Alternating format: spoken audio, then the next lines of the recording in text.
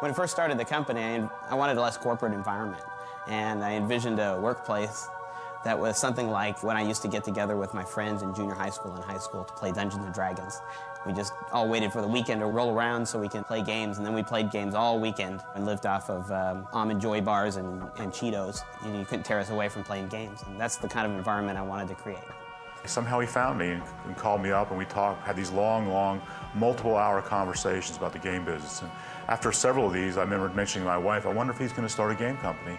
And sure enough, in late 1994, he said, I think I'm going to do this. I'm going to start a game development company. I had a consulting company, and one of our lead programmers, Angelo Loudon, and I were working on an accounting application. And we were pretty bored and had been working on that for months. And he had told me that he had always wanted to, write computer games, and I told him I always wanted to start a game company.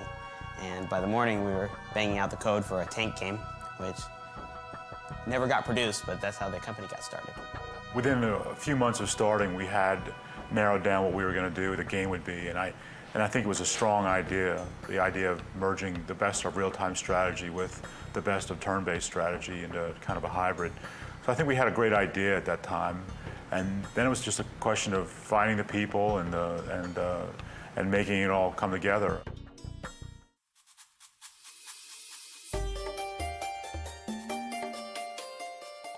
In the original Age of Empires, we included a learning campaign based on the Egyptian rise to power. It was more or less just an easier campaign, and we tried not to overwhelm the player too much. As we moved into Age of Kings, we realized we needed to really take a step back and actually teach players how to work the interface, how to move units around the screen, how to upgrade technologies, how to fight the enemy. We did this by telling the story of William Wallace, starting off the player with just a few military units trying to break free of the English tyranny, and gradually get more and more soldiers to build castles, and finally get William Wallace himself to help you move on to victory. Our goal was never to let the player think that he was being taught, but to have a fun experience and learn how to play the game while they were doing that. When we do the artificial intelligence for the maps, for the computer player to play against the humans, we have two things we need to balance. First is, obviously, the game must be challenging for even the best players. The second aspect is it has to be fun for even the newest players, so that if someone's mother or their 4-year-old kid are trying to play the game, they have to get an enjoyable experience. The computer player has to seem to put up a fight, but it still has to lose. When a game player is more adept and really wants a challenge, we have to have the AI be as powerful as possible to take him out. Formations is a good example of one of the things that we came across when we were trying to make the game more accessible to casual players. Formations in most games are fairly intimidating. They have a lot of things that you have to do to be able to get your units into formations, and it's a pretty abstract concept. You really can't intuitively figure out what series of buttons you have to click on someone's user interface to get your units into a formation. So the approach that we took with formations was more making it entirely intuitive to a person and entirely automatic. Formations in our game, you select your units, you tell them to go do something, they automatically go into the formation they're supposed to be in. It's much easier for people to understand, and it serves the purpose of the formation. Ensemble Studios is very different from other game companies I've worked at for a number of reasons that are not very subtle. One is the way that it's managed and organized. At many game companies, most game companies, there's like the star, the guy who's in charge of the project, the auteur of the game. There's no stars here at Ensemble. The individual people here would be stars at other companies, but here we work as a team. We all move together on a project. Anyone on a project, not just the designer, is able to make suggestions, improvements, be listened to. From the financial officers to the front desk personnel, we all work together very closely as a team.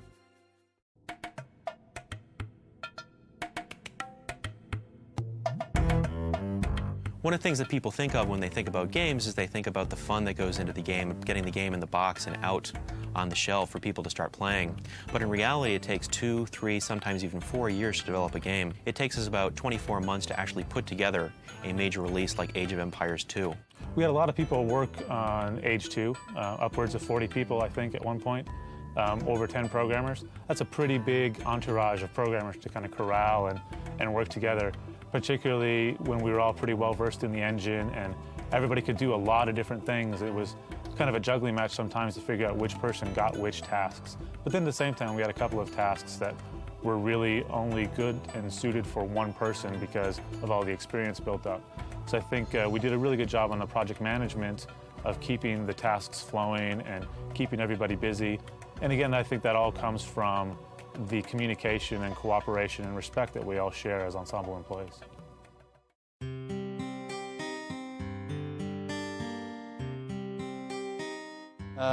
Look, if a game is decided by many people, it's owned by many people. It's not just one person, although one person can bring up the initial thoughts of what a game is to look like. So initial sketches are done, a lot of brainstorming, a lot of gathering of reference. And then everyone kind of sits down and puts it up on a board. You start making decisions on how the game will be based off of clear objectives and lots of input. The process that we take to get artwork in the game is first the idea goes to a sketch artist. Sketch artist creates a few drawings. It goes through a review process. From the review process, it goes to an artist who builds a model and textures the model. After the model is textured, it usually goes to an animator. The animator animates, and from there, off into the game.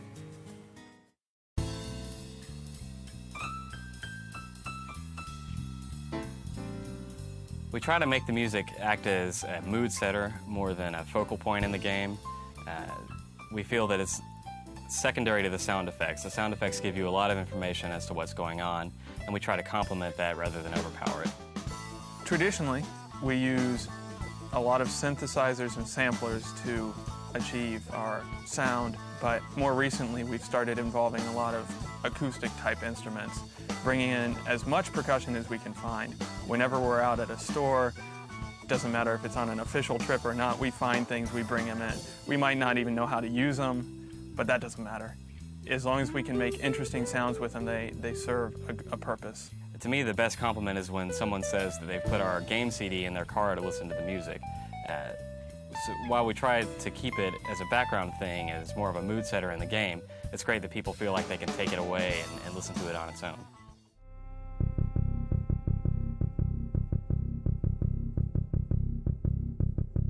Playtesting is the heart and soul of what we do. There's really no way that anyone can make a game in a vacuum, and at least our experience has been that the more iterations of the game that you can get out there, the better a game you're going to have as an end result. So one of the things that we embrace as part of our core philosophy is getting a game playable as soon as possible and then getting it out in front of the entire company and having everyone play the game and generating feedback on a constant basis. Once, twice, 3 times a day. During crunch time, there's basically a game going on constantly.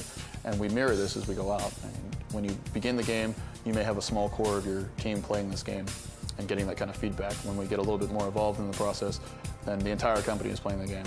And when we're getting even closer to being complete, we have our beta test where we have thousands of people playing the game, giving us feedback and just giving us basic ways to improve our game. It's really been the process that's worked for us, and I think it's one of the crucial things to creating a game that people are going to enjoy.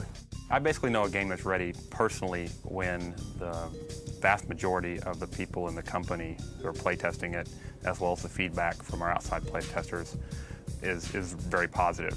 I mean, I have to sort of use a groundswell of feedback that says, yes, you know, it feels right, people are having fun playing the game. I think the most exciting time of finishing a product is when you actually go out and see it on the shelves for the first time. You can pick up the box with your game in it and go to the cashier and say, yes, I'm going to buy my game here that I worked on. It's really pretty thrilling to know that you can touch that many different people's lives. It can be pretty humbling. The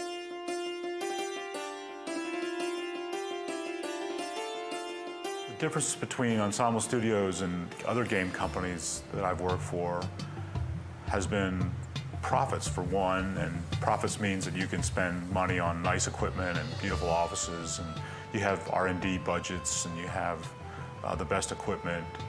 That's one tangible thing.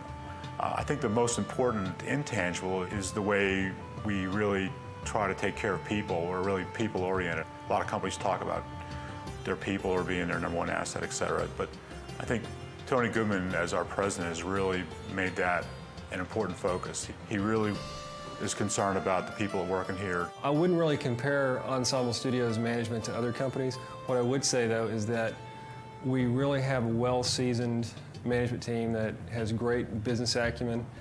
We focus on making sure that this is a profitable company, producing AAA quality titles. That's been demonstrated with the company receiving many awards, and we really try to focus on being the best game company possible.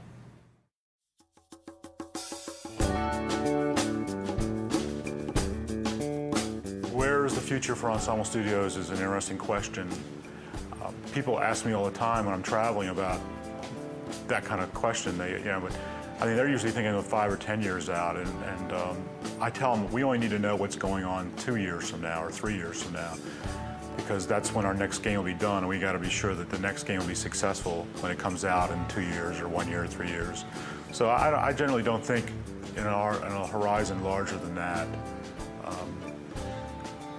But I think we know how to make games. We've learned how to make really excellent games. We have a real broad array of talent at Ensemble, and we've created a real top PC franchise in Age of Empires. We're going to go on producing top real-time strategy games, but we're also working on a really fantastic console game that we think will be a real hit. And sometime down in the future, we're going to be working on online games and possibly a massively multiplayer game. So the future looks bright.